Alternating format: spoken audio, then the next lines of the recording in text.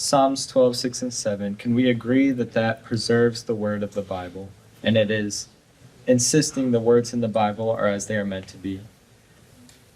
Psalms are very accurately passed down and translated. Okay, if we can agree on that, then I would insist the Bible is complexly made in the sense that it allows for its believers and readers to become naive in the actual words meant to be said due to the factors that the Bible, the deciphering process requires translation, historical knowledge, it requires cultural knowledge, and it requires a somewhat advanced system of interpreting literature.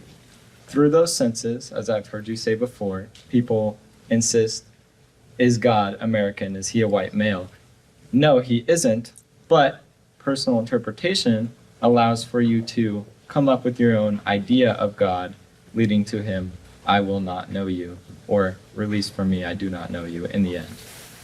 But I would insist God generated the Bible in that way. Why would he make it so complex if that's going to help people turn away from him?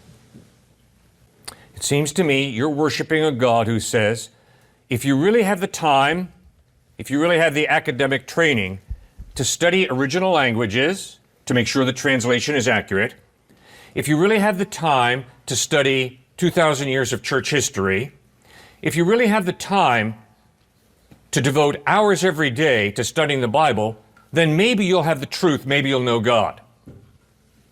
Now, if you were to say that to one of my younger brothers who's a transplant surgeon at Duke Hospital in North Carolina, I think you'd have some credence. But if you were to say that to my younger sister, our younger sister, my brother Stuart and my younger sister Grace, who was born intellectually handicapped, she went through the special needs program at the local high school.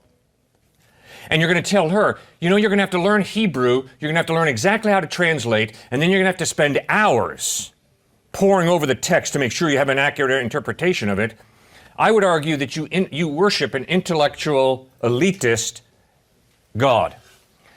And I think Jesus said real clearly in the Gospels, in fact, I know he did, I tell you the truth, unless you change and become like a little child, you'll never enter the kingdom of heaven. So I would encourage you to be very careful about the stipulations you put down regarding intellectual sharpness, ability to interpret accurately. Because it seems to me you're headed straight into a type of intellectual arrogance and elitism that Jesus contradicted